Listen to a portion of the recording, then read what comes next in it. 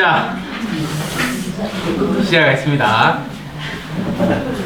성부와 성자와 성령의 이름으로 아멘. 하늘에 계신 우리 아버지, 아버지의 이름이 거룩히 빛나시며 아버지의 나라가 오시며 아버지의 뜻이 하늘에서와 같이 땅에서도 이루어지소서. 오늘 저희에게 일용할 양식을 주시고 저희에게 잘못한 일을 저희가 용서하오니 저희 죄를 용서하시고 저희를 유혹에 빠지지 않게 하시고 악에서 구하소서. 아멘. 성부와 성자와 성령의 이름으로 아멘. 삼위 예수님, 삼위 예수님. 잘 지내셨니까?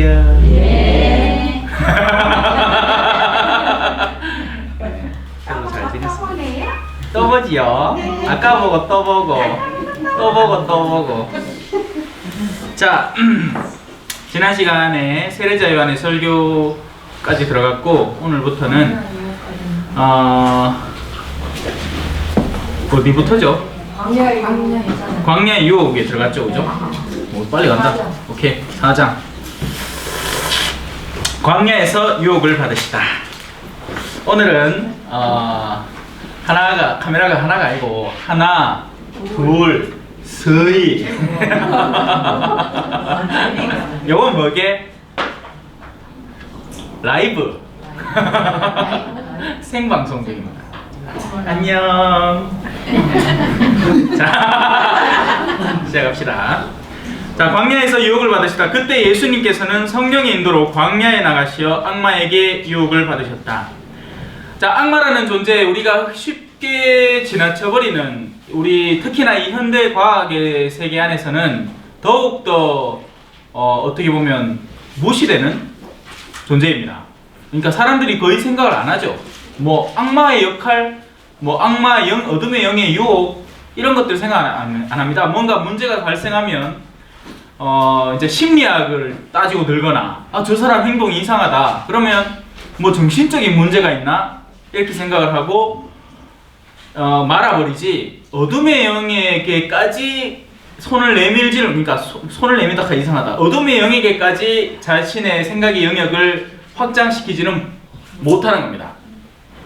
그도 그럴 것이, 사람이라는 존재는 우리가 분명히 드러나고 인지할 수 있는 부분들이 있어요, 그죠? 그것은 바로 우리 육신, 그리고 누군가의 학식, 지식이 얼마나 있는가, 그리고 그런 학식들과 감정들이 오고 가고 조직되고 실행되고, 뭐 과거에 겪은 상처가 오늘날에도 남아 트라우마라고 표현을 하죠. 그러한 것들을 조사하고 확인할 수 있는, 그러니까 옛날에 이런 상처를 받은 사람들이 이런 행동을 보이더라 하는 것들이 통계로 남아서 결국에, 아, 지금 이 사람이 보이는 행동은 이런 것이니까 이 사람이 추후의 행동은 이렇게 되겠구나 라는 것을 예측하고 거기에 적절한 조언을 줘서 그 행동을 변화시키고 바꾸어 나가기도 하는 그런 여러가지 심리학적 단계까지는 이르렀습니다.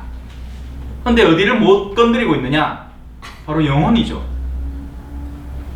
있다고 대충 감은 잡는데 그게 뭔가 싶고, 근데 안타깝게도 그 영은 여전히 활동하고 있고, 그리고 세상 안에서 활동하는 영에는 크게 두 가지 종류가 있죠. 성부, 성자, 성령과 어둠의 영. 다른 별명은 사탄, 악마. 자, 물론 예수님에게 다가왔으니까 이 악마도 왜 리벨이 있습니다. 리벨이. 레벨로가 있어요. 그냥 다 악마가 아닙니다. 다 그냥 똑같은 어둠의 영이 아니라 정말 상급, 그 가운데서 가장 최상급.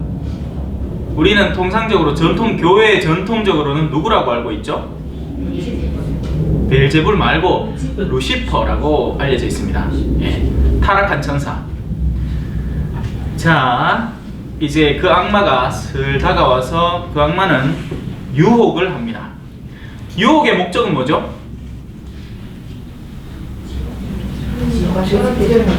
간단합니다, 그죠? 예. 제가 아까 미사 중에 제일 설명했던 핵심을 한마디로 요약한다면 뭐라고 할 수 있을까요? 뭐 하느님이라고 해도 되고 사랑이라고 해도 됩니다. 그러면 악마는 이 두 가지에 반대되는 움직임을 보이겠죠. 하느님에게서 떼놓든지 사랑에서 떼놓으면 됩니다. 그 생각이 아무리 절묘하고 논리적이고 합리적이라 할지라도 한 사람을 하느님에게서 떼놓거나 사랑에서 떼어놓을 수만 있다면 악마는 성공한 겁니다. 이해되셨죠? 그래서 그 움직임, 하느님에게서 우리를 떼어놓으려는 움직임은 여러 가지 탈을 쓰고 우리에게 나타납니다. 아까도 얘기했지만 합리성. 가장 합리적인 사람은 누군지 아십니까? 가장 화난 사람입니다. 가장 증오심에 불타는 사람이 가장 합리적인 사람이 됩니다. 왜? 그 사람의 일거수일투족을 다 살펴보고 그 가운데 꼬투리를 잡아서 그를 증오해야 되기 때문이죠.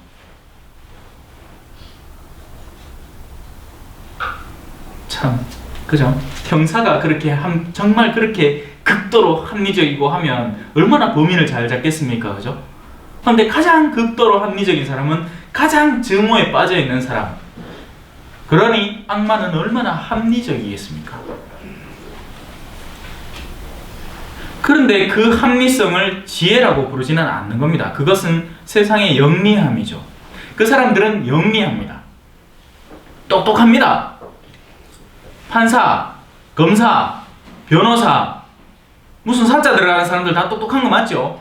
그러니 그 사람들은 자기들끼리 연합해서 예를 들어 의료 사고가 났어. 내 실수가 맞아. 근데 이걸 실수라고 하면 어떻게 되겠습니까? 지가 지금까지 누리던 걸 다 잃겠죠. 그러면 누가 필요합니까? 변호사가 필요합니다. 근데 둘이만 연합해가 됩니까? 잘 안 되죠. 또 뭘 좀 먹이줘야 안 됩니까? 평소에 그래서 누군가와 관계를 잘 맺어놔야 되는 거죠. 저 이쁜들하고. 그런 모든 일련의 형성관계 안에서 친교도 이루어지는 겁니다. 그래 끼리끼리 노는 거죠. 결혼도 끼리끼리 합니다. 그죠? 돈 많은 경제인에 따른 의사와 결혼 아니면 판사나 검사와 결혼을 해야 됩니다. 그래야 나중에 뭘 봐주지. 일이 생겨도 그래 되는 거 아닙니까? 자, 한 가지 물어볼게. 네, 한 가지 여쭤보십시오. 저 악마를 네. 스님한테 네. 빵! 처음부터 악마를 만드는 사람인지 안 그러면 악마가 뭐 때문에 악마가 됐는지. 솔직하게 말씀드릴게요. 지도 모릅니다. 왜냐하면 저는 우리 할아버지가 우에 돌아가시는지도 잘 몰라요. 근데 악마의 일은 정말 엄청나게 오래전 이 역사의 일 아니겠습니까? 그죠? 그리고 그 악마는 원래는 천사였기 때문에, 그러니까 교회 통상적인 전통적인 관념 안에서는 그렇게 가르치고 있으니까 그걸 한번 받아들여 봅시다.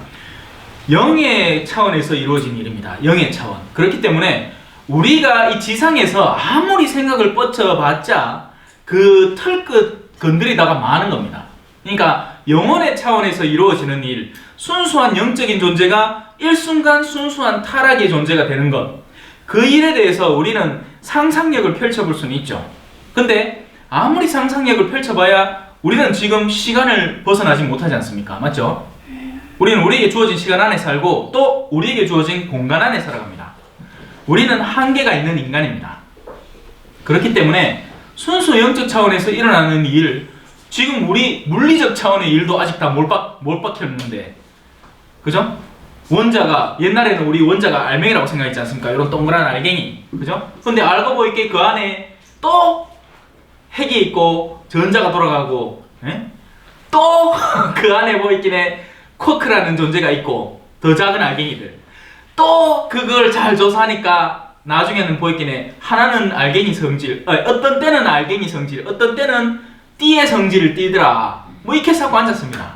그러니까 물리적인 세계도 그야말로 심도가 깊고 끝이 없는데, 그리고 그 모든 것을 지배하는 통일된 원리, 원칙을 찾아내기 위해서 지금 물리학자들이 분주하거든요. 근데 더 이상 관찰할 수가 없는 겁니다. 관찰할 수 있는 기기가 있다만 한데 자기들이 관찰해야 될 대상이 요만해. 말이 안 되죠. 그러니 영적인 차원에서 일이 어떻게 벌어졌을까? 이런 소문은 있습니다.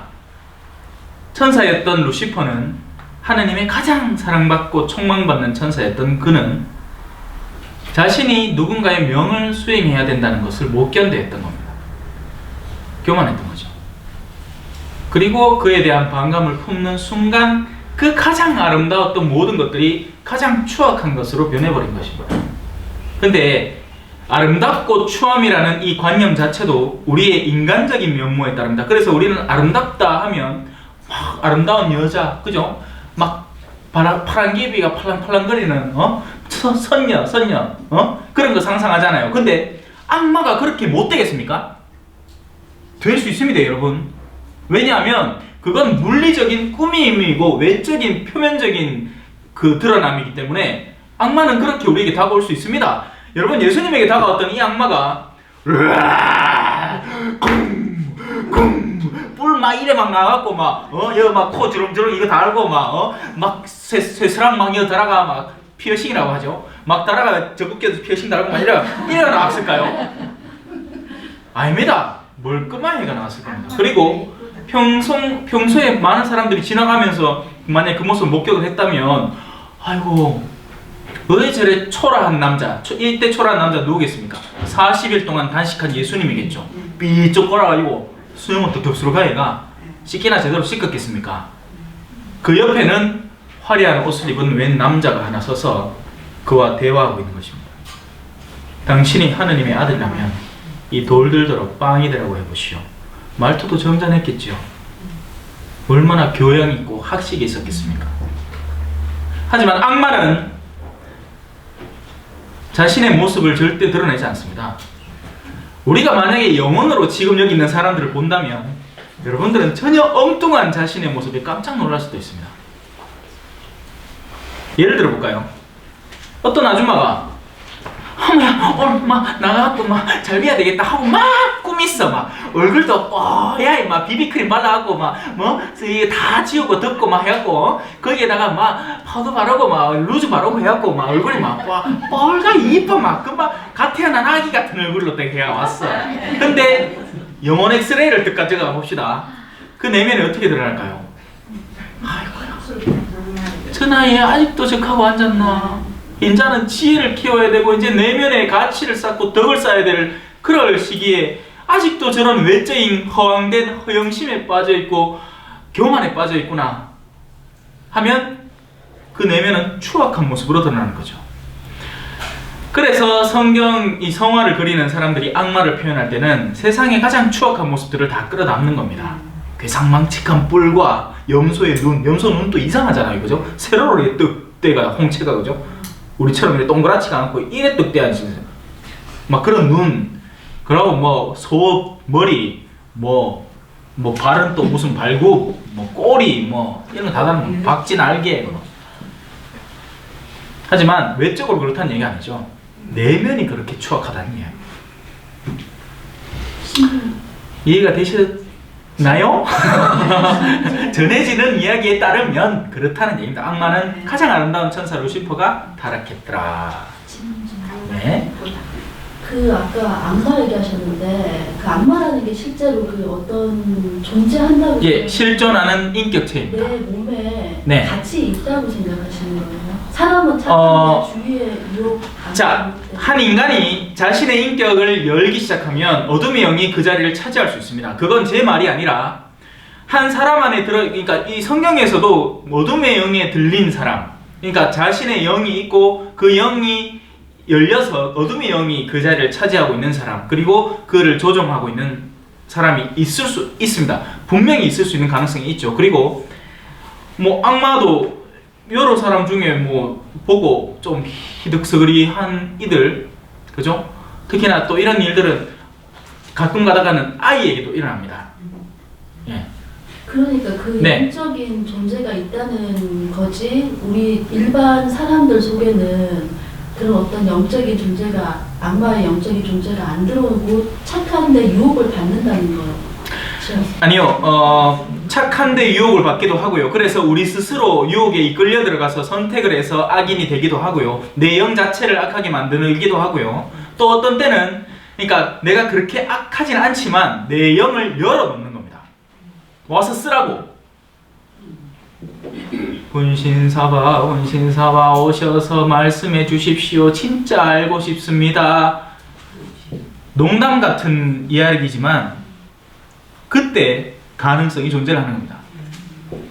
아이고 우리 어르신요, 우리 무슨 보살님, 우리 남편이 사업을 하는데 이거 왜 하나 내가 할 수 있겠는겨?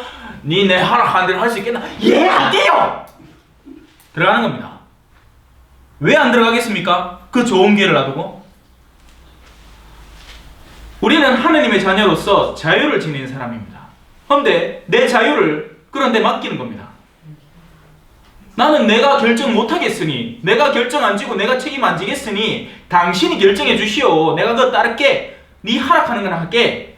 그러면 그 사람은 뭘로 보장해 줄까요? 자신의 말을 초창기에 성공 몇 개로 보장해 주는 겁니다.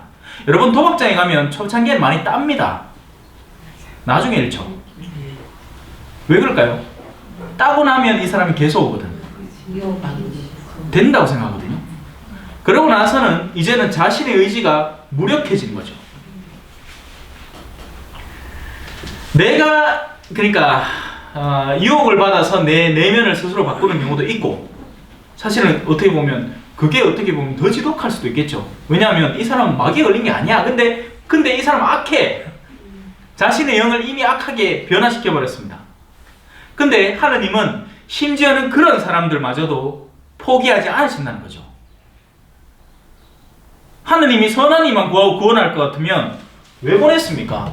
예수님을 십자가에 못 박으라고 외치던 군중들 중에는 자신이 뭐 하는지도 모르고 그냥 주 옆에서 보시오 하는 사람도 있었는가 하면 자신의 의지적으로 저 사람 필요 없다, 저 사람 가르치는 거 들어보이긴 해, 내가 지금 벌려는 돈, 내가 지금 누리려는 것들과는 상관없는 걸 가르친다, 나하고 맞지 않는 사람이다 하고 해서 자신의 의지를 더해서 외쳐대는 사람들도 있었습니다. 그럼 예수님은 하느님, 저 왼쪽 그룹은 뭐 하는지 모르니까 용서해 주시고요, 저 그룹은 용서하지 마이세요 하지 않았죠. 자, 이해가 되셨습니까? 어둠의 영은 우리가 스스로 변해서 어둠의 영이 될 수도 있지만, 우리가 우리 스스로의 자유의지를 열어 보이고 그 안에 들어오라고 초대를 할 때 기꺼이 들어오기도 하는 것입니다. 나에게서 나간 어둠의 영, 고해 성사를 통해서, 거룩한 성사를 통해서, 이런 기회의 가르침을 통해서 나에게서 나간 어둠의 영은 쉴 곳을 찾다가 다른 영들이 다 준비되어 있고 문을 안 열어줘. 그러면 돌아와서 보는 겁니다. 근데 이 사람이 비오긴 비왔는데 채워놓지를 않았어. 그러면 기회다. 어떻게 하죠? 다른 7 영을 더 데리고 들어와 차지를 하는 겁니다. 그래서 그 사람의 사정은 전보다 더 나빠지는 거죠. 죄 지은 여인에게 예수님은 나도 너를 탓하지 않겠다, 가라, 용서해 줬습니다. 맞죠? 네. 그리고 다시는 죄 짓지 마라. 그러면 그 여인은 이제부터 노력을 해야 되는 거죠. 죄를 안 지으려고. 같은 죄를 반복하지 않기 위해서 노력을 해야 되는 거죠. 어떨까요? 모르겠습니다. 여러 가지 사건이 일어났겠죠. 정말 다시는 그 일을 반복하지 않기 위해서 자신의 채비를 차리고 말씀을 경청을 하고 예수님의 그 흔적을 따라서 또 말씀을 주워 먹으러 다니는 그런 가능성이 있을 수도 있고, 아니면 아이고 이제 용서받았네, 아이고 속 편하네, 그러고 또 예전처럼 살다가 또 유혹이 슬 다가오고 어떤 유부남이 그죠? 또 슬 다가와서 우리 하룻밤 같이 옛날에 또 그 애잔한 그 기억들이 되살아나고 간시도 이라마 예전보다 더 지독해지는 겁니다. 왜냐하면 그때는 자신의 의지를 더해서 죄를 짓는 거기 때문이죠. 뭐라 싫어. 근데 아니 농담은 아니고요. 우리는 그런 것들을 경험합니다. 무엇을 경험하느냐면 죄를 경험을 하고 그 반복되는 죄도 경험을 합니다. 다만 그 죄의 그 규모 자체, 그 규모라고 하나? 경중 자체가 얕기 때문에 크게 문제가 되지 않을 뿐이지, 만약에 그 죄가 심각하고 어떤 위중한 어떤 큰 결함이고 과오였다면 우리는 그에 상응하는 대응책을 준비하고 다시 거기 빠지지 않기 위해 노력을 해야 되는 겁니다. 근데 여러분, 어둠의 영이 그저 한 사람을 꼬시는데 와! 참 놀라잖아요. 그죠? 그럼 그 다음부터는 아예 긴장을 딱 하고 이제 탑니다. 근데 와 하면 이 사람이 뭐 하는 건지 감이 없잖아요. 그러니 어둠의 영은 일상 안에서 다가옵니다. 조금씩 우리의 마음을 좀먹습니다. 그 가장 으뜸 수단은 바로 돈이죠. 재물에 대한 유혹을 통해서 우리의 마음을 좀먹기 시작하는 겁니다. 그리고 그 마음이 점령된 사람은, 재물의 유혹에 의해서 점령된 사람은 이제 나중에는 하느님도 자식고 뭐고 없는 겁니다. 그러니 부모하고 다투기도 하고 자식하고 싸우기도 하고 형제간의 절천지 원수가 되기도 하고 그 모든 것들의 근본 원흉이 뭐겠습니까? 탐욕인 겁니다. 재물을 사랑하는 마음. 재물은 왜 사랑할까요? 하느님을 사랑하지 않기 때문에 그렇게 되는 겁니다. 재물은 필요한 거죠. 사랑할 대상은 아닙니다. 이 두 개를 분별하지 않으면 우리는 곧잘 재물을 사랑해버리게 되는 겁니다.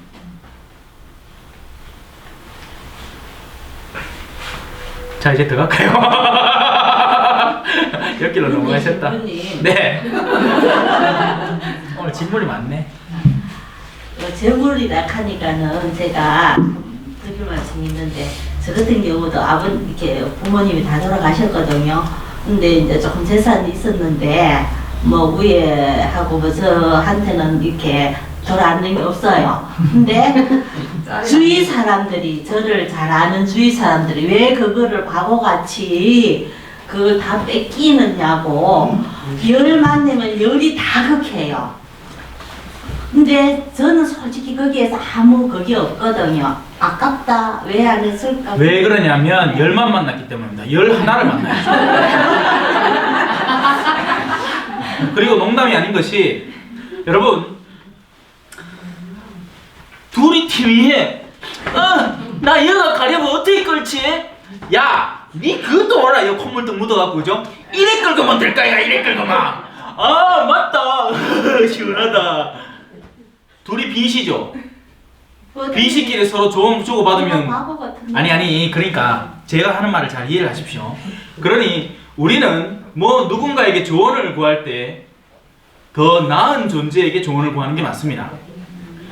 학식에 대해서 어떤 정보를 연구하고 논문을 써야 되는데 내하고 똑같은 수준의 다른 단과 대학생한테 이거 왜 하노? 하고 물어봐야 쥐가 하는 게나 내가 하는 게나 똑같은 겁니다. 어쩌면 내보다 더 모를 수도 있습니다. 모르려면 조교나 교수님한테 물어야죠. 가장 확실하게는 제일 윗대가리 감이상 교수님한테 물어야 확실하지. 자매님이 그 일에 대해서 분별할 수 있습니다. 어떻게 분별할 것이냐? 법적인 분별을 할 수도 있고요, 영적인 분별을 할 수도 있죠. 그러면 누구한테 조언을 구할 것이냐? 만약에 자매님이 거기에 대해서 법적으로 대응하고 싶으면 변호사 찾아가면 됩니다. 지금 자매님 그렇다는 얘기가 아니고 제가 하는 말을 잘 들으라고요. 영적으로 그 일을 분별하고 싶으면 영적인 사람에게 다가가서 분별을 받으면 됩니다. 근데 통상적인 그런 케이스에 내 주변에 다가오는 사람들, 과연 왜 애시당초 그 조언을 시작하는 단계부터 영적 핫바리들이 나한테 다가오는 겁니다. 지돈도 아닌데 걱정을 그래 하는 거죠. 니는 와 안 받노? 니는 빈씨가, 그죠? 이제 말씀하십시오. 그러니까 그렇게 제가 뭐 이래서 이렇게 말했다기보다 이제 옆에서 다 아니까는 왜 그랬노, 뭐 그걸 뭐 이렇게 이야기를 해요. 그러면 나는 아무 그게 없다라 해도 내가 이상한 사람인 거예요. 네. 근데 이상한 사람이 아니라니까요. 잘하셨어요. 왜냐하면 거기 손댔다가는 그렇게 수많은 관심과 노림수가 있는 그 안에 같이 섞여 들어가서 반드시 나중에는 뭔가를 받게 됩니다. 자, 우리는 재물이라는 거 있잖아요. 참 웃긴 게 뭐냐면 지금 요거 갖고 잘 살아가.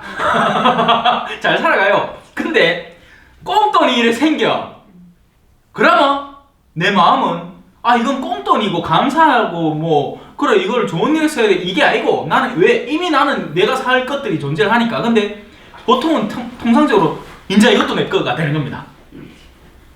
근데 그 꽁돈이 정말 순수하게 뭐 나의 노력의 산물, 뭐 내 1년 일한 것 중에 연말 보너스 뭐 이런 거면 아무도 털손 안 댈 깁니다. 근데 만약에 그렇게 공으로 얻어지는 돈이 있잖아요. 아무리 부모가 물려주고 자시고 하더라도 내 혼자 내가 덜렁 받는 게 아닌 다음에는 반드시 그 돈에는 수많은 욕구들이 같이 형성되어 있는 겁니다. 그러면 탈이 생기는 거죠. 잘 포기하셨습니다. 포기가 아니고 없어졌어요. 포기든 없어졌든 뭐 없어도 되네. 되지요?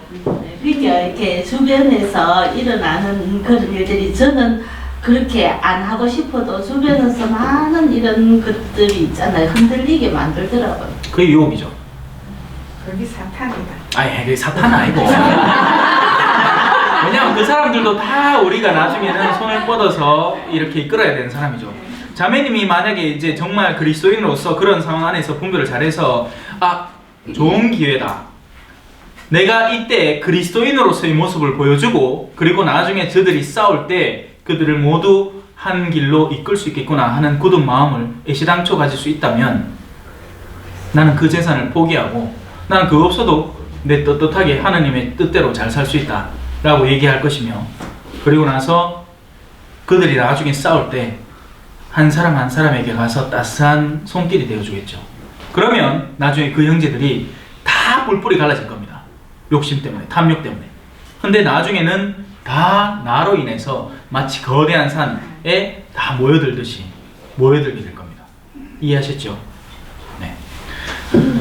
재물을 탐하지 말라 그러잖아요. 이 시대에 사랑을 하게 되면은 재물이 꼭 따르게 되더라고요. 아니요, 저는 거기에 대해서 반대입니다. 여러분, 사랑은요 재물로 하는 게 아닙니다. 착각하면 됩니다.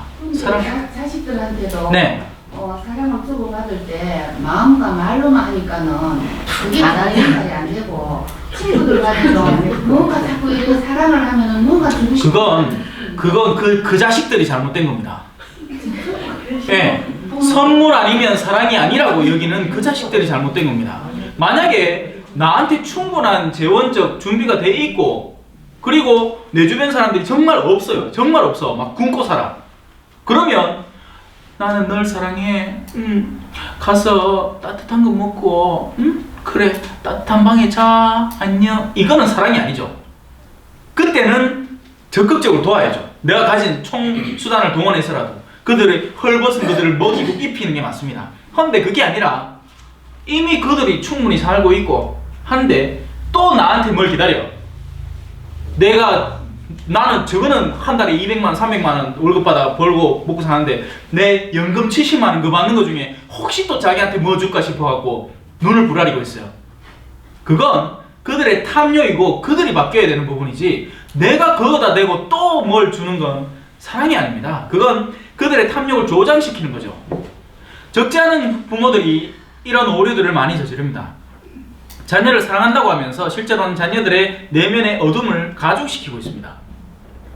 나는 니를 사랑하니까 네가 원하는 거 다 해줄게. 그럼 다 해주면 뭐 해야 될까요? 나중에 안 해주는 거 갖고 또 투덜대는 거지. 그게 아니죠. 여러분, 사랑이라는 건 있잖아요. 사랑이라는 건 무조건 베푸고 무조건 다 사주고 이게 사랑이 아닙니다. 사랑은 그의 필요를 보살피는 거죠. 근데 사람이 돈만 필요합니까? 네. 사람은 외롭기도 하고 적적하기도 하고 그런 것을 보살피는 게 진짜 사랑인 겁니다. 그리고 현대인들은요 지독한 외로움에 몸부림칩니다. 심심해야 못 삽니다.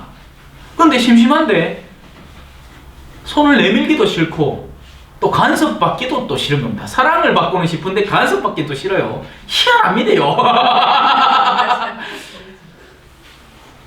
그런 와중에 우리는 사랑을 실천해야 되는 거죠. 대치에 나중에 또 질문하이세. 보일게 성이 안 찬다. 네. 재물 때문에 네.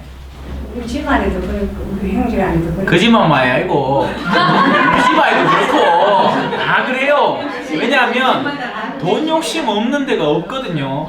그렇기 때문에 이건 뻔한 얘기죠. 자, 이게 만약에 진짜 맛있는 무슨 모이야 혹 뿌렸어요. 그러면 뭐가 모여들겠습니까? 개들이 와 모여들겠습니까? 모인데 그 곡식 찌꺼기 아니죠. 참새들이 와르르 모여들든지 비둘기들이 와르르 모여들 겁니다. 근데 이게 커다란 고기 덩어리야. 비둘기 목을 뜩 잘라갖고, 그죠? 고기 덩어리 피가 철철 흘러. 그걸 득 던져놨어요. 그러면 비둘기들은 안 오겠지, 겁이 나서. 고양이들이나 아니면 뭐 피 좋아하는 개들이 확 모여드는 겁니다. 근데 우리는 그걸 이해를 못하는 거죠. 일단 내 수중에 뭔가 들어왔으니 이건 내 거 하고 오예 땡 잡았다 하는데 그 출처를 자, 말 나온 김에 설명해 드릴게요. 깨끗한 돈, 더러운 돈. 제가 지난번에 한번 설명을 드렸습니다. 깨끗한 돈이라는 것은 그야말로 여러분들이 깨끗하고 깔끔하게 벌어들이는 것입니다. 그리고 누군가의 순수한 증여, 그야말로 오른손이 하는 일을 왼손이 모르게 하는 그런 자선으로 얻어진 것들이 깨끗한 돈입니다. 그러지 않고 더러운 돈이 있습니다. 어둠의 루트를 통해서 벌어진 돈, 사기치고 뭐 하여튼 온갖 나쁜 짓이라는 것은 다 해서 벌어들인 돈, 그 가운데 일부를 또 그 사람들 또 왜 자서일합시고 주죠. 그런 경우에는 굉장히 조심을 해야 됩니다. 그 돈은 온 세계의 주목을 다 받고 있거든요. 자, 돈 얘기 이제 그만하고 너무 아니시다. 자, 또 제가 해줄게. 돈 얘기 알았어. 자, 예수님은 광야에 나가시어 성령의 인도로 광야에 나가시어 악마에게 유혹을 받으셨다. 이 짧은 구절이지만 첫째는 성령의 인도가 있습니다. 그리고 둘째는 광야가 등장을 합니다. 그리고 세 번째 악마의 유혹이죠. 그냥 나간 게 아닙니다. 그냥 광야에 나간 게 아니라 성령의 인도를 통해서 나갔습니다. 우리 왜 가끔씩 금욕생활 한답시고, 그죠? 스스로에게 고행을 한답시고 성령이 이끌지도 않았는데 지 혼자 광야에 딱 나가 있는 경우가 있습니다. 그러면 악마의 유혹을 받는 게 아니라 악마의 먹잇감이 됩니다. 지금 잘 먹고 지금 몸을 보살펴야 되는 데인데 사수일합시고 또 나가 있어. 이런 등신 같은 사람이 있나, 그죠? 그러면 그 지가 만들어 놓은 그 부족함, 육신적인 괴로움 때문에 유혹을 2배, 3배로 받게 되는 겁니다. 이해가 되죠? 네. 그러니 여러분 광야에 나가는 것도 잘 나가야 됩니다. 성령께서 원하실 때 인도를 받아서 나가야 됩니다. 그냥 대놓고 광야에 나간다고 다 좋은 게 아니고, 여러분들은 평신도입니다. 여러분들은 여러분들의 가정을 온화하고 화목하게 꾸밀 필요가 있습니다. 여러분들이 광야에 나간답시고, 그죠? 자식들 막 지금 보살펴야 되고 엄마 필요하고 집에 엄마 필요한데 나는 일하려고 있는 게 아니라 나는 수녀원에 갔어야 되는데 내가 이렇게 하고 살고 있다. 이렇게 살면 안 되는 겁니다, 여러분. 이해가 되시죠? 네. 여러분들은 어머니고 아내입니다. 남편의 욕구를 보살펴야 되고요, 자녀들의 욕구를 보살펴야 됩니다. 남자들은 이 관계, 이 성적인 욕구가, 그죠? 여자들이 생각하는 거하고는 다를걸? 내가 여자가 아니라서 내가 참 함부로 추측할 수밖에 없다마는, 왜 여자들은 일단 기본 기간이라는 게 있잖아요. 그죠? 생리 주기가 있지 않습니까? 물론 뭐 폐경기가 지나고 나면 이제 없어지긴 하지만 남자들은 하루 지나면 하루 준비되어 있습니다. 네. 그 차이를 둘이가 사랑으로 잘 극복해 나가야 됩니다. 남자는 여자를 존중해야 되고 또 여자 역시도 남자를 존중해야 되는 겁니다.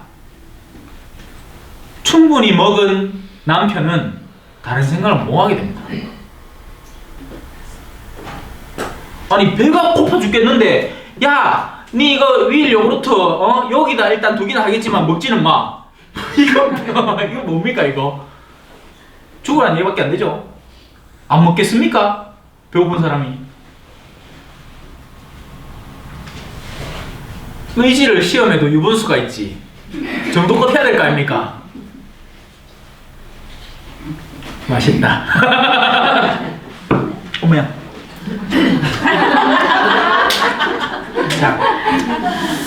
자, 그래서 예수님께서는 성령의 인도로 광야에 나가시어 악마에게 유혹을 받으셨습니다. 그냥 나간 게 아니고 성령의 유혹으로, 아니 성령의 유혹이란다. 성령의 인도로 광야에 나가셨습니다. 그리고 악마에게 유혹을 받으셨죠. 준비된 장에 나가서 이제 배틀을 하는 겁니다. 이제 포켓몬고 감 잘 모르죠, 여러분들. 자, 그분께서는 40일을 밤낮으로 단식하신 뒤라 시장하셨다. 뭐 구체적으로 정말 그 단식이 어떻게 어떤 과정으로 어떻게 일어난지 우리 뭐 알지는 못합니다. 정말 굶었을 수도 있겠죠. 정말 체력 준비를 잘 해나간 다음에 40일을 내리굶으셨을 수도 있을 것이고 뭐 어떤지 잘 모르겠습니다. 일단 배는 고프다는 얘기죠. 분명한 건 단식을 하셨기 때문에 감사합니다. 배가 고프다는 이야기입니다. 그리고 배고픔에 해당하는 유혹이 첫 번째 단계로 다가옵니다. 당신이 하느님의 아들이라면 이 돌들에게 빵이 되라고 해보시오. 네가 배가 고플 팀께 네 권력을, 네가 가진 능력을 이용해서 이 돌로 빵을 만들어 먹어보렴. 가능하잖아. 어쩌면 예수님 어릴 때 실제로 그런 일들을 했는지도 모르죠. 그리고 5,000명을 먹이신 기적, 4,000명을 먹이신 기적. 어떤 지극히 논리적인 사고를 가진 신학자들은 4,000명을 먹이신 기적 이렇게 일어났습니다. 그 중에 한 꼬마애가 빵 5개하고 물고기 2마리 딱 내놓으니까, 지껏 내놓으니까 사람들이 꽁치고 있던 걸 꺼내더라. 근데 저는 그렇게 생각 안 합니다. 실제 4,000명을 기적적으로 먹이신 겁니다. 예수님이 그 정도 일을 못할 분은 아닙니다, 여러분. 너무 우습게 생각하지 마십시오, 예수님을. 네.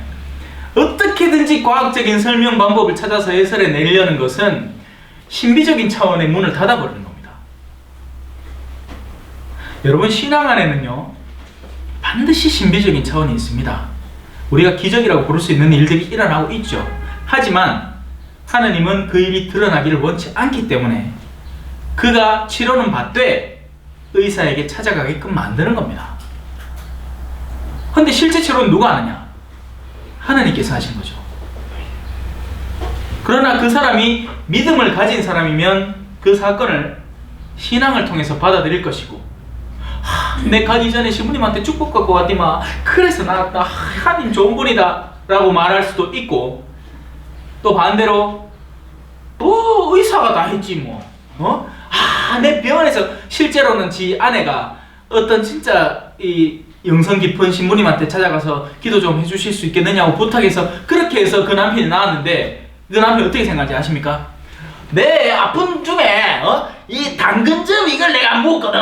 그래 나았다 이가 니도 안 먹어봐라 이렇게 합니다. 그 사람 그 당근즙 먹으면 죽어보지.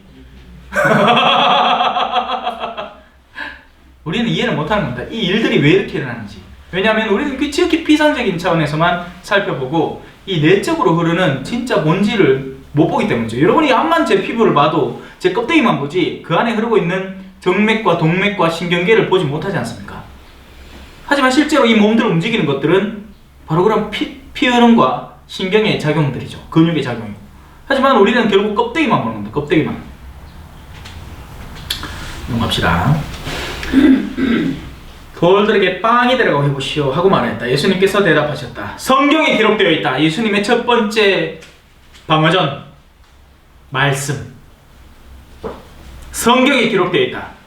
사람은 빵만으로 살지 않고 하느님의 입에서 나오는 모든 말씀으로 산다. 아까 우리 자매님이 하신 질문, 요즘 사람들은 선물, 물질적인 걸 안 주고받으면 애정을 못 느낀다. 아닙니다, 여러분. 아닙니다, 여러분. 그렇지 않습니다. 저는 절대 그렇지 않다고 믿을 수밖에 없는 게 제가 바로 그 현실 안에서 8년을 살다 왔기 때문입니다. 사람은요, 없어도 나눌 줄 압니다. 없기 때문에 더 잘 나눌 줄 압니다. 없기 때문에 없는 이의 고통을 알고 그를 보살필 줄 압니다. 아파봤기 때문에 아픈 사람의 심정을 아는 겁니다. 돈이 많다고 자선이 이루어지는 게 아닙니다, 여러분. 사랑이 있기 때문에 자선이 이루어지는 겁니다. 돈이 암만 많아 보십시오. 탐욕이 더 크면 그는 투덜댑니다. 나 돈 없는데.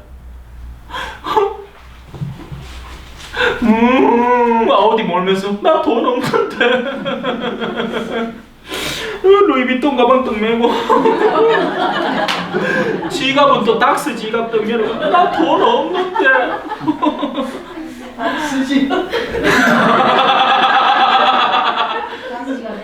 있는 사람이 있어요. 있는 놈이 더하다는 속담 있잖아요. 그겁니다. 아니 가지고 있다고 해서 무조건 나누는 게 아닙니다, 여러분. 가지고 있다고 해서 나누는 게 아닙니다. 사랑이 있어야 나누고 공감할 줄 아는 능력이 있어야 나눌 줄 아는 겁니다. 우리 곧잘 한국 안에서 이 그룹 안타깝다, 저 사건 안타깝다 하는 사람들이 있습니다. 많죠. 근데 왜 그렇다면 아직도 지금 시리아에서 죽어가고 있는 무고한 어린아이들의 영혼에 대해서는 둔감하며 아프리카에서 기아로 죽어가는 아이들에 대해서는 왜 둔감하고 있을까요? 왜 그런 데 대해서는 한마디도 얘기를 안 할까요? 프랑스에서 테러가 터질 때는 뭐라고 하더라? 하여튼 구호가 있었습니다. 프랑스를 위한 하고 영어로 Pray for France. 프랑스를 위해서 기도합시다. 이런 구호를 막 따라고 하다가 무슨 나라였지? 그게 시리아였나? 하여튼 테러가 또 어디 딴 데서 터졌어. 시리아가 아닌데 하여튼 핫바리 동네라. 핫바리 동네. 더군다나 무슨 중동권 이런데 폭탄이 터져갖고 수많은 사람 죽었어요. 끼고도 없습니다. 뭘까요 이게? 정상적인 맞습니까? 아닙니다. 뭔가 이상합니다. 자, 그러자 악마는 첫 번째 방어전 하느님의 말씀이었습니다. 우리 안에 새겨진 하느님의 말씀은 유혹에 대항하는 수단으로 작용하게 됩니다. 그렇기 때문에 말씀을 안에 새겨두는 것은 참으로 필요합니다. 어제 제가 밤모임에 참석했는데 그 밤모임은 집회서의 구절들을 반복해서 읽고 있었습니다. 거기에는 아버지를 섬기는 것, 어머니를 보살피는 것들은 바로 우리의 죄를 씻어내는 일이다 라는 그런 아주 훌륭한 구절들이 있었습니다. 그 구절들을 마음에 새긴 사람이 아버지가 뭐라고 했을 때 반발하고 싶은 마음에 유혹을 받다가 그 말씀 성경 구절이 떠오를 때 한 번쯤은 참아줄 수 있게 되는 거죠. 그래, 아버지를 섬기는 게 내 죄를 상쇄하는 것이니까 이번은 한번 참자. 바로 그렇게 말씀은 우리 내면에 새겨져서 우리 외부로부터 다가오는 유혹들에 대한 방어전을 펼치고 있는 것입니다. 우리가 알지도 못하는 새. 물론 적지 않은 수많은 세상 사람들은 그런 내면의 방어 체계가 전혀 없기 때문에 방어 체계 칼길에 사드 생각난다. 우리는 미사일은 그렇게 막으려고 하는데 그 미사일을 쏘게 만드는 마음은 막을 줄 모릅니다. 실제로 막아야 하는 것은 그것인데 옛날에 쿠바 무슨 뭐였나? 하여튼 미사일 싣고 막 나가고 이제 이걸 격추를 시키고 서로 나라 간의 싸움이 일어나느냐 마느냐 할 때 요한 바로 2세 교황께서 양측 정상을 만나서 가라앉혔습니다. 일하지 마라. 교황님이니까 그 정도 레벨에서 일할 수 있지만 저는 적어도 우리 본당에서 그 정도 일은 할 수 있을 것 같습니다. 어느 가정이 어느 아내가 쫓아와서 내 남편이 이래요, 죽여볼까요? 죽이지 마십시오.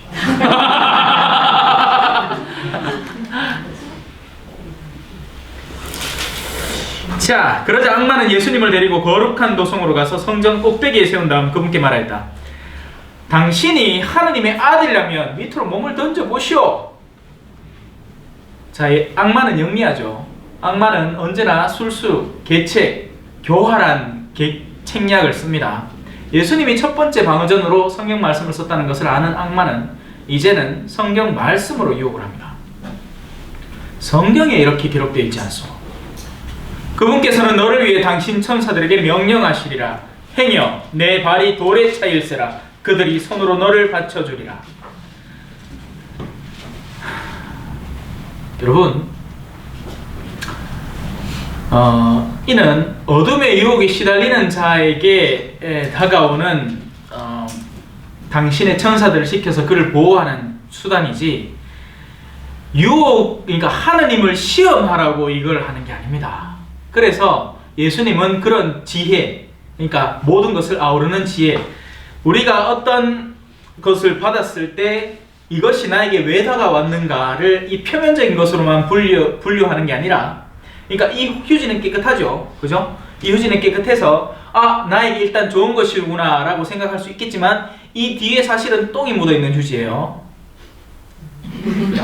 그러면 이걸로 얼굴 닦다가는 똥 냄새가 옆에 배이겠죠.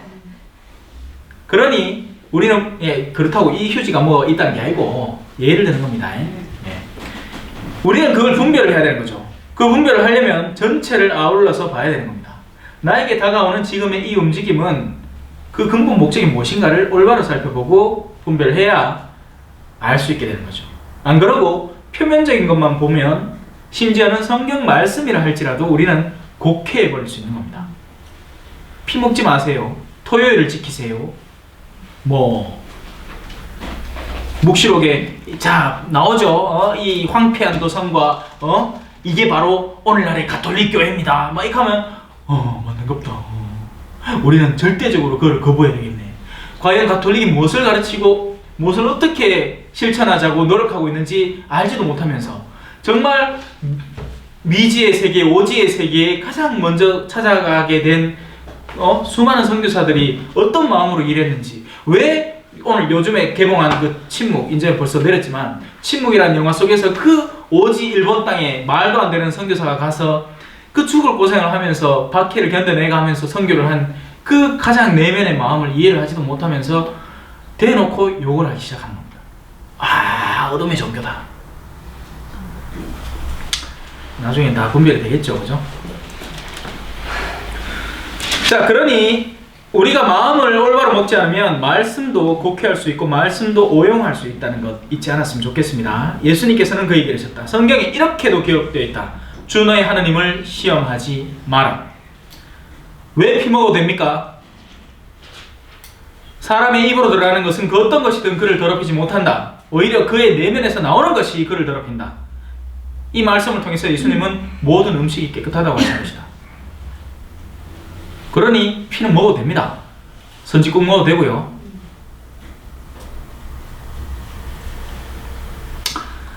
악마는 다시 그분을 매우 높은 산으로 데리고 와서 세상의 모든 나라와 그 영광을 보여주며 당신이 땅에 엎드려 나에게 경배하면 저 모든 것을 당신에게 주겠소 하고 말하였다. 그때 예수님께서 그에게 말씀하셨다. 사탄아 물러가라.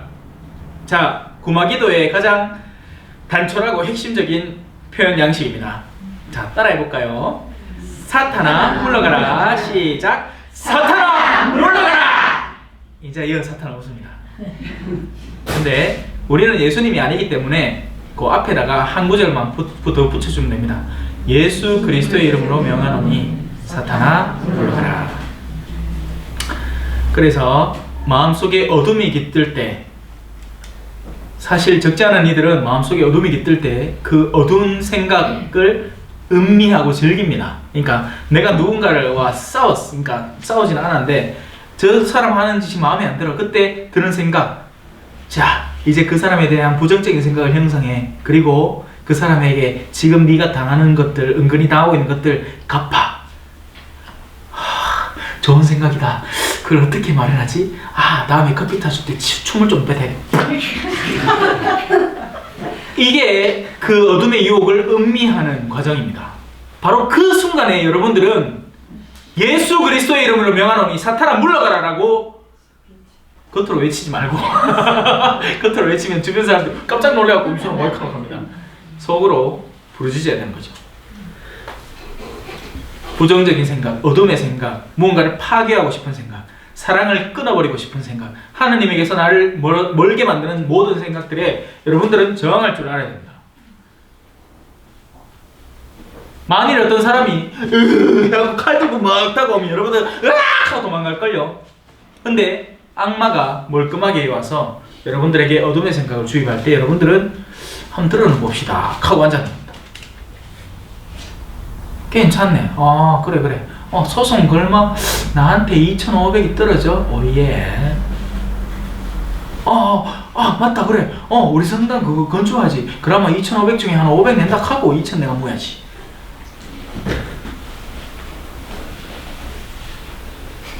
그런 사람도 있을걸? 그런 사람도 있을걸? 그죠? 왜냐하면 사탄은 성경 구절을 통해서도 유혹할 수 있기 때문입니다. 사탄은 거룩하다는 일을 통해서도 유혹을 하는 것이 가능하기 때문입니다. 허울 좋은 핑계를 대고 내가 나쁜 짓을 하도록 조장하는 거죠.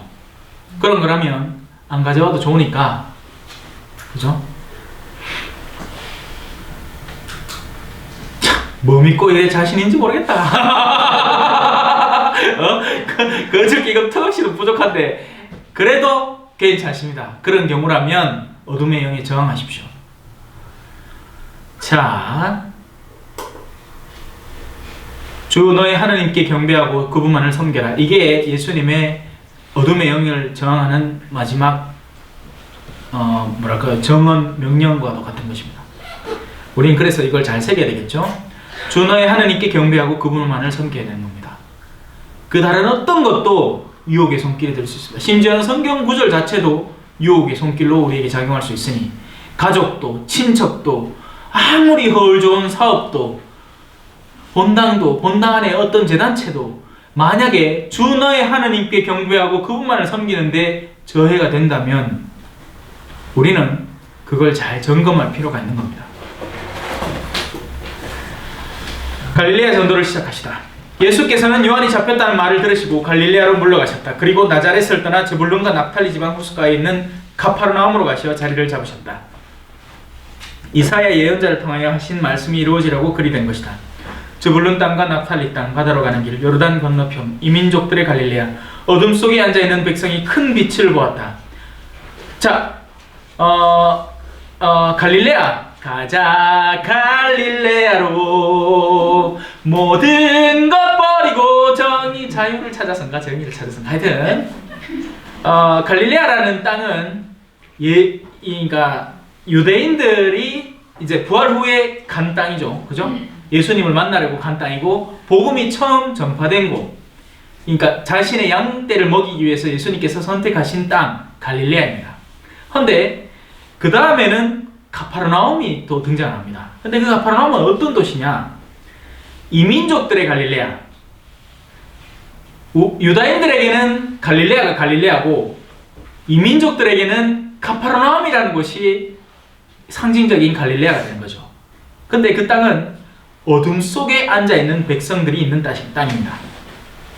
가파르나움이라는 도시는 항구 도시로 제가 알고 있고 바닷가에 있어서 왜 우리 부산 국제시장 카라카이 안카라카만 가잖아.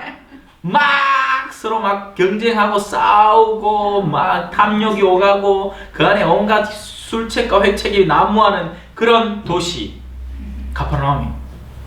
그리고 예수님은 그곳을 복음 선포지로 선택을 한 겁니다. 요한이 죽었다는 소식을 듣고 나서. 왜? 요한의 죽음이라는 것은 상징적인 일이었습니다.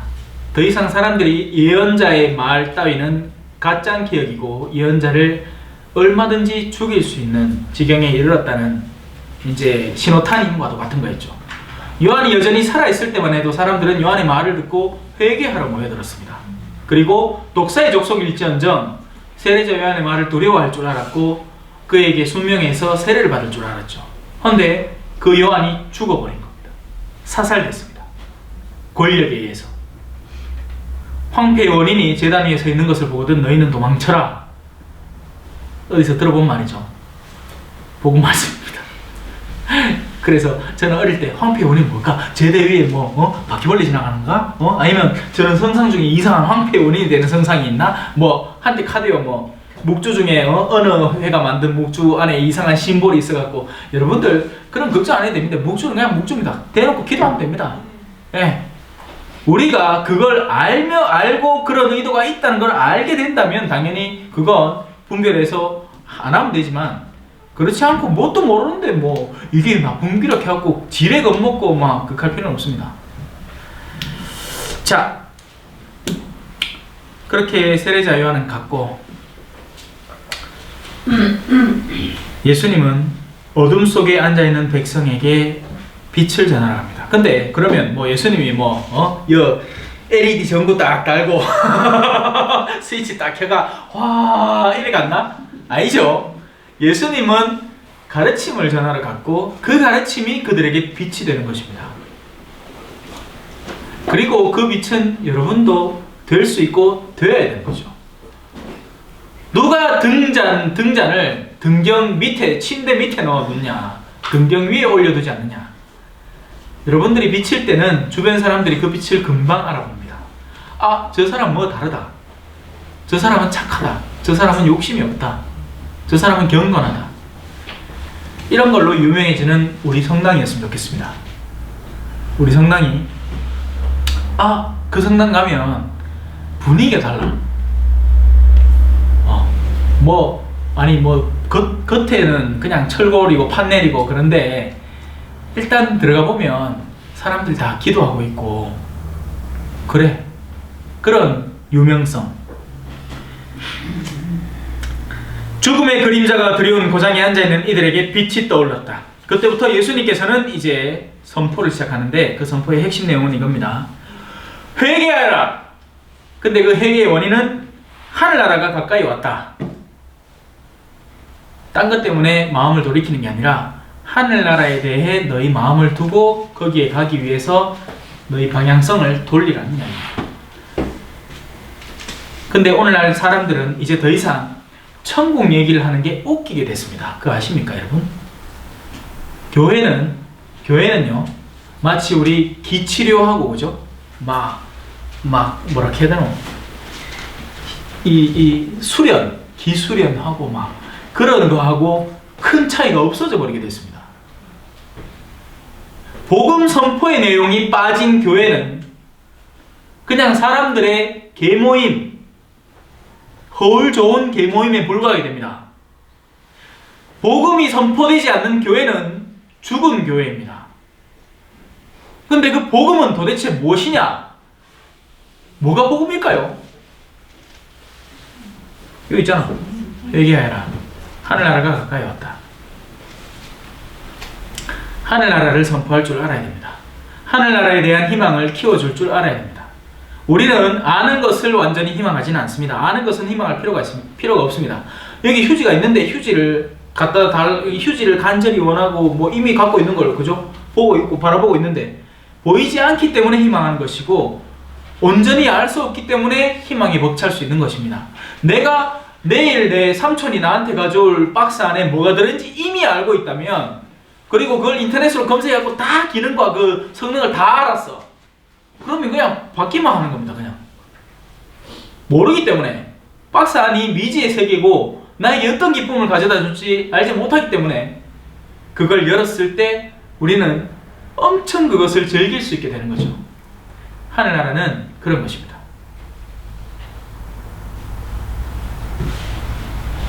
그래서 추측할 수는 있죠. 하늘나라가 어떤 곳일지, 그죠? 당연히 고통이 없는 곳이고, 당연히 우리가 지상에서 겪는 괴로움들이 존재하지 않는 곳일 것입니다. 그 정도 희망이면 충분합니다. 뭘 더 바랍니까? 왜 바란대? 하늘나라에서 내가 변호사로 돼갖고 연봉 한 25억 좀 받아야지. 그가 하늘나라인가? 그게 아니죠. 자, 어부 네 사람을 제자로 부르십니다. 예수님께서는 갈릴레아 호숫가를 지나가시다가 두 형제 곧 베드로라는 시몬과 그의 동생 안드레아가 호수에 어망을 던지는 것을 보셨다. 그들은 어부였다. 예수님께서 그들에게 이르셨다. 나를 따라오너라. 내가 너희를 사람 낚는 어부로 만들겠다. 너희들의 어부의 성질은 전혀 변하지 않을 것이다. 대신에 너희들이 하는 이 일의 근본 자체가 바뀌게 될 것이다. 라는 교훈을 우리에게 던져줍니다. 여러분들이 그리스도인이 된다는 것, 그것은 뭔가 획기적인 뭔가 엄청난 변화를 여러분의 외적으로 가져오는 게 아닙니다. 그걸 착각하면 안 됩니다. 내면의 변화를 가져와서 여러분들이 변하게 되는 겁니다. 옛날에는 돈벌이를 하던 교사가 이제는 아이들을 성심성의껏 가르치고 가치를 전해주는 교사가 되고, 전에는 그냥 돈에만 혈안이 되어 있던 소공장 사장이 이제는 직원들의 복지를 걱정을 하고 정말 내 직원들을 내 가족처럼 보살피는 그런 소공장 사장, 이름이 뭐라 하죠? 중소기업 사장. 소공장 사장. 소 만들면 소공장이다, 그죠? 소 키우는데 소 키우는데 소공장. 자, 그런 사장으로 변해가는 거죠. 예. 그렇게 우리가 내적인 변화를 겪는 겁니다. 우리가 하던 일의 특성 자체가 변하는 게 아닙니다. 우리는 여전히 어부일 것이고, 그리고 앞으로도 어부일 것입니다.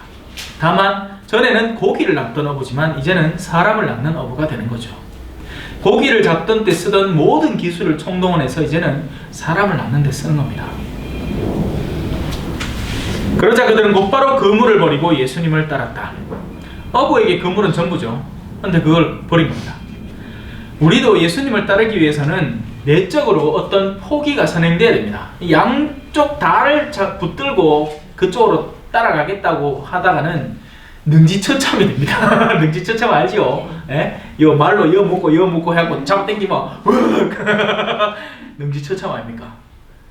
그래서 우리는 하는 길 나야 됩니다. 한쪽으로 쭉 따라가려면. 예. 거기서 더 가시다가 예수님께서 다른 두 형제 곧 제베데오의 아들 야고보와 그의 동생 요한이 배에서 아버지 제베데오와 함께 그물을 손질하는 것을 보시고 그들을 부르셨다. 그들은 곧바로 이제는 배와 아버지까지, 그러니까 관계의 상징이죠. 우리가 그러니까 가족을 버리라는 얘기가 아닙니다. 여러분 착각하지 마십시오. 가족을 내팽개치라는 얘기가 아닙니다. 대신에 하느님을 위해서 이것을 놓아야 된다는 것을 의미하는 것입니다. 이를 올바로 이해를 못하면 우리는 냉혈한 그리스도인이 됩니다. 봐라! 버리라 않겠나? 그래, 내 당신 안 버려! 아버지! 내가 당신을 아버지라 불러도 되는지 모르겠네? 성경에 아버지라 부르지 말라 했는데. 이런 뼈록 몬때 빠진 신앙이 되는 거죠. 말씀을 전혀 엉뚱하게 이해한. 자, 예를 들어 볼까요? 내가 이제 하나님을 선택을 했습니다. 헌데 우리 아버지가 중풍병자예요. 내 말고는 돌볼 사람이 없습니다. 그러면 나는 하나님을 향한 사랑으로 그분을 2배, 3배로 사랑을 해야 됩니다.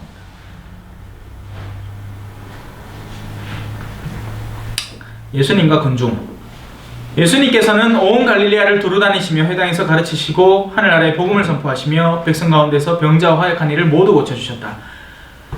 그분의 소문이 온 시리아에 퍼졌다. 그래야 사람들이 갖가지 질병과 고통에 시달리는 환자들과 마귀 들린 이들, 간질병자들과 중풍병자들을 그분께 데려왔다. 예수님께서는 그들을 고쳐주셨다. 그러자 갈릴레아, 데카폴리스, 예루살렘, 유다 그리고 요르단 건너편에서 온 많은 군중이 그분을 따랐다. 자, 정말 짧은 4장의 마지막 단락이지만 이 안에는 참으로 많은 것들이 포함되어 있습니다. 예수님이 하신 주된 활동들을 요약해 놓은 겁니다. 일단은 두루 다닙니다. 그러니까 예수님이 가만히 있지는 않습니다. 그런데 오늘날 우리 교회는 될 수 있으면 가만히 있으라 합니다. 가만히 있다는 것의 의미는 집 밖으로 안 나간다는 얘기가 아니죠. 우리끼리 하려고 하는, 우리끼리 소풍을 가도 우리끼리, 행사를 해도 우리끼리, 뭘 해도 우리끼리. 그리고 밖에 사람은 절대 초대하지 않습니다. 오는 걸 껄끄러워합니다. 와왔노 합니다. 이거는 우리 동네인데, 이걸 다른 표현으로 텃세라고도 하죠. 텃세가 있는 신앙 공동체는 뭐가 잘못돼도 크게 잘못된 겁니다. 새로 오는 사람들을 기뻐하는 아버지, 둘째 아들 기다리는 아버지의 마음과 같은 그런 마음을 닮은 교회가 되어야 됩니다. 그래서 새로운 이가 오면 기뻐하고 즐거워해야죠. 헌데 의심하고 와갖고 이거 잘하고 있나 검사하고 막 간섭하고 이러면 안 되는 겁니다. 근데 사실 이게 참, 그래서 교회 안에 들어오기가 힘든 겁니다. 들어오기가. 밖에 사람들이 교회라 하면 뭔가 폐쇄적인 느낌이고 닫혀있고 한 번 초대도 안 하고 자기들끼리 행사는 맨날 하는데 뭐 하는지도 모르겠고 한 번쯤 호기심이라도 가보고 싶은데 괜히 갔다가 뭐 걸릴까 싶어갖고 겁나고 하는 거죠. 우리는 그러지 맙시다. 우리 이제 새 성전 요거 짓고 나면, 그죠? 오여다 어르신이 이래 들어와갖고 구경하면, 아이고, 뭐, 오시길래 인사라도 한번 하고, 그죠?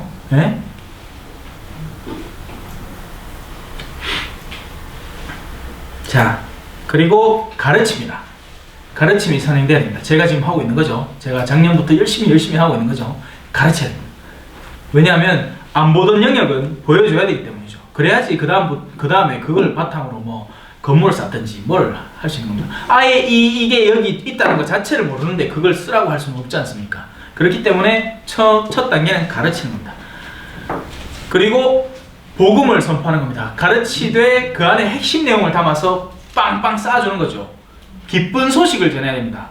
여러분들이 전하는 것은 기쁜 소식이어야 됩니다. 그러니까 이런 거 안 하면 벌 받는데, 이런 거 안 하면 죄 돼, 이런 거 안 하면 네 지옥 갈 거리 아니라 이런 거 해보면 어때? 이런 거 해보니까 내가 참 좋더라. 마치 여러분들이 화장품 좋은 거 하나 사 쓰고는, 그죠? 이게 너무 좋아갖고 딴 사람한테 전해주려는 그런 마음으로 선포가 되는 겁니다. 그게 복음입니다. 간단히 얘기하면. 근데 그게 아니고 내 괜히 구역장해갖고 내 괜히 이런 직책 맡아갖고 뒤에 죽겠다. 안 하겠는데 시부님 시켜라 이거. 이렇게 싸면요 누가 성당 가고 싶어 할까요? 안 그렇습니까? 나 가기 싫겠는데. 그런 건 아무도 없어요. 아니 그러니까 와이카로 내가 그렇다 하나 그렇게 신앙을 전하면 안 된다는 이야기죠. 뜨끔해 하지 마십시오. 저 모릅니다. 요 아직 솔직히 얘기해서 나중에 이 와가 살게 되면 뭐 좀 알란가 몰라. 지금 근데 몰라서 뭐라고 얘기 뭐 합니다. 자, 그리고 백성 가운데 병자와 허약한 이들을 고쳐주십니다. 그러니까 잘 땡기나 마사지를 해준 게 아니고 병자 골골하나 허약하나, 그러니까 내면이 무너져 있는 사람들, 뭔가 부족한 사람들, 뭔가 아쉬운 이들을 다가가서 고쳐주고 힘을 북돋아준 거죠. 자, 그러자 그 소문이 온 시리아에 퍼지게 되는 겁니다. 그 뒤로는 이제 그냥 막 일어나는 거죠. 이제 가만히 있어도 막 될 겁니다. 오지 마라 해도 될 걸. 자, 됐죠? 여기까지 하시다. 질문.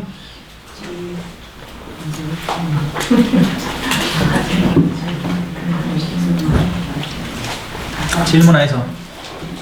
월드천주교 신자는 네. 냉정하다 평이 나가 있습니다. 그래요? 예. 나를 못 봐서 그래요. 옛날부터.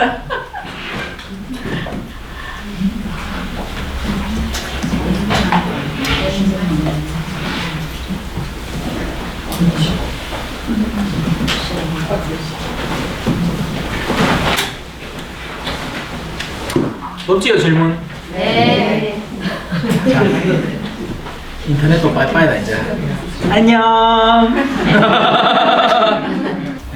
오늘 수고 많으셨고요. 한 주간 또 잘 보내시고 다음 주에 또 뵈시되. 네. 성부와 성자와 성령의 이름으로 아멘. 영원히 성부와 성자와 성령께 저와 같이 이제와 항상 영원히 아멘. 성부와 성자와 성령의 이름으로 아멘.